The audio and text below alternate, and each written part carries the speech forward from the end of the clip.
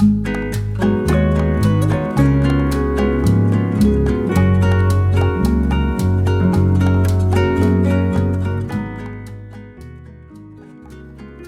friends, welcome back to my channel. My today's recipe is chicken biryani. The name in itself is quite enough. It doesn't need any description at all. But the only thing is today I am going to show you how to prepare it in a rice cooker in a quick and easy method. So without any delays, let's look into the ingredient list now. My first ingredient for chicken biryani is of course chicken, and today I am using a kilo of boneless Thai chicken. You can go in for chicken with bones also. It's completely up to you. The next most important ingredient is of course rice, and here I have 4 cups of basmati rice which I have washed thoroughly and then drained the water out of it. 4 tablespoons of ginger garlic paste, 1 cup of yogurt, a cup of fried onions. Next I have 6 potatoes which I have cut into halves, and then I have added a little bit of saffron color on them to get the feel and look of a restaurant style biryani. Next and the most important ingredient is biryani masala, and here I have 50 grams of biryani masala. I'm using a store-bought one today. This is the Shan's Pilau Biryani Masala. But I do have a recipe of how to make biryani masala at home. Do click on the above link to view it. Next, for the whole spices, I have 2 star anise, 3 bay leaves, 2 sticks of cinnamon, few cloves around 7 to 8, and few cardamoms again around 7 to 8. Next, in 1/4 cup of milk, I have soaked my saffron strands, and along with it I have added in a little bit of saffron color because that is how it is done in the restaurant. 1/4 cup of kera water and 1/4 cup of rose water.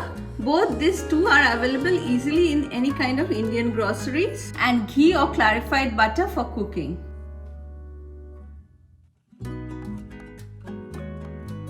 We will be preparing our biryani in few steps. For the first steps, I need to fry my potatoes. I have added in quite a lot of oil in my pan to deep fry the potatoes. My oil is hot now, and to it I am going to add in the potatoes. Remember not to overcrowd the pan. You need to deep fry your potatoes. We'll fry the potatoes for about 3 to 4 minutes. It's been 3 minutes now, and as you can see, the potatoes have a slight brownish coating on them now, and I'm going to remove it. I'm not completely cooking the potatoes because I'll add them along with the chicken to cook it.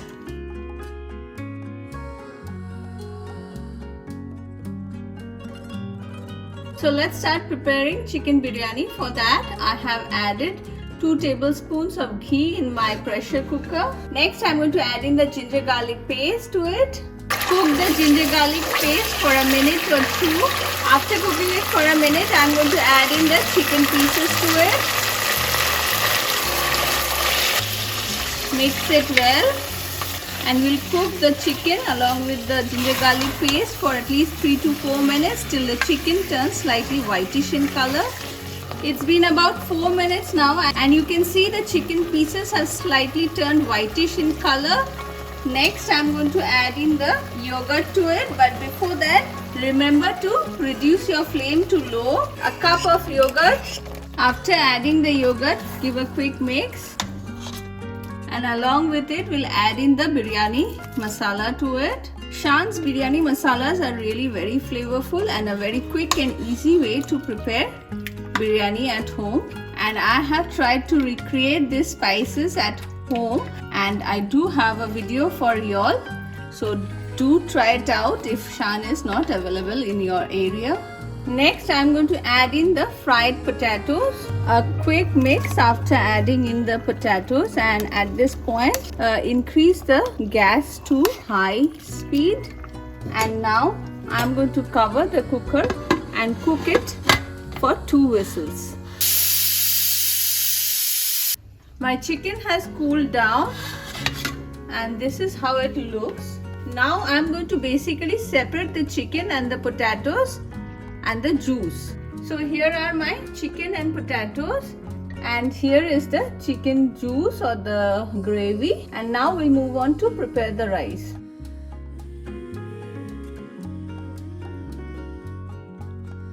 And now we move on to the final step, where we'll be preparing it in the rice cooker. Preparing the rice in the rice cooker. For that, I'm going to add in around 3 tablespoons of ghee or clarified butter.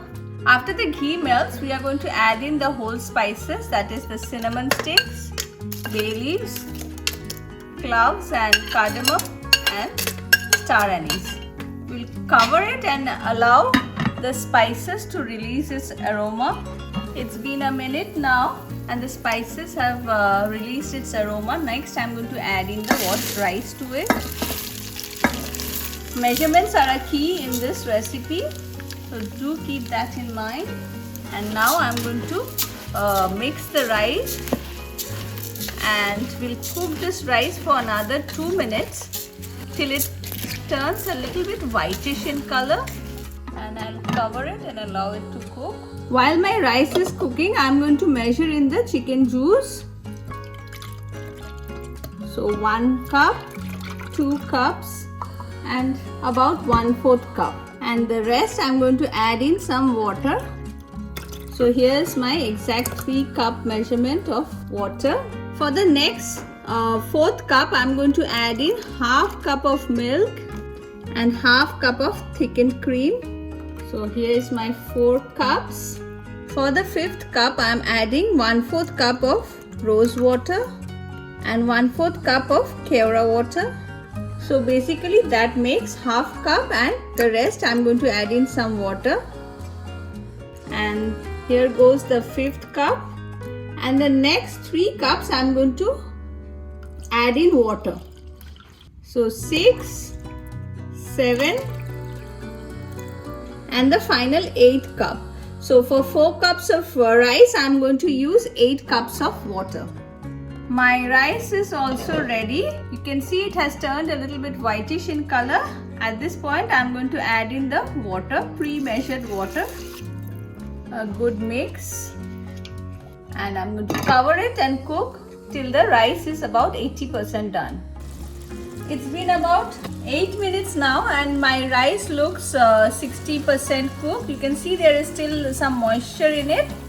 I'll just give a quick and light mix so that the rice doesn't break. And again, I'm going to cover it and cook it for another 2 to 3 minutes till it's 80% done. And then I'll move on to adding in the onions and chicken. So first goes in the fried onions. And at this point, I would also like to mention, if you're not using Shan's biryani masala, then remember to add in salt. Shan's masala usually has lots of salt in it, so I didn't add any today. Next, I'm going to add in the chicken and the potatoes. And finally, I'm going to add in the saffron and the saffron colored milk. And I'm going to cover it and let it rest for 15 minutes before I serve it.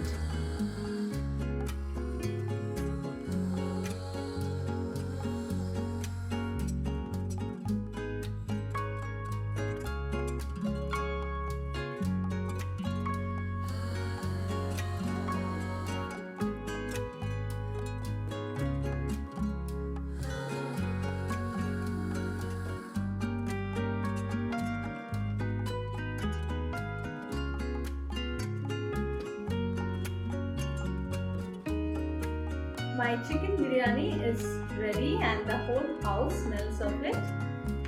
Do follow the simple procedures or the steps I have done it in, and I'm sure it's going to turn equally good in your kitchen.